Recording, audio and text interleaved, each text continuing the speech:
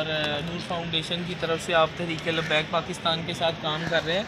तो आप बेसिकली ये तहरीक लब्बैक पाकिस्तान के साथ जो ब्लड डोनेशन कैंप का एग्रीमेंट है आपके थ्रू हुआ, तो उसमें आप थोड़ा सा बताइएगा कि तहरीक लब्बैक आपके साथ किस तरह चल रही है। आप इजी फील करते हैं तहरीक लब्बैक पाकिस्तान के साथ, और आप जो है वो आइंदा भी तहरीक लब्बैक पाकिस्तान के साथ काम करना चाहेंगे? लोगों का रिस्पांस कैसा है? जी सर, लोगों का रिस्पॉन्स अच्छा है। तहरीक लब्बैक ने अच्छा प्लेटफॉर्म मुहैया किया हम लोगों को कि थैलीसीमिया और ब्लड कैंसर के बच्चों के लिए हम लोग जो है ना ब्लड कलेक्ट कर रहे हैं, जो कि हमको जाके फ्री ऑफ कॉस्ट लगता है। इसी में जो है तहरीक लब्बैक वालों ने जो है इस दफ़ा इसमें फर्स्ट टाइम जो है हमें जो है कैंपिंग स्टार्ट करवाई है ये अपने उसके मौके पे।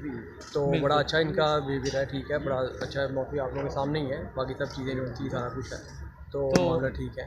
इसमें डॉक्टर खालिद और मैं डॉक्टर मोहम्मद सलमान कुरैशी हूँ।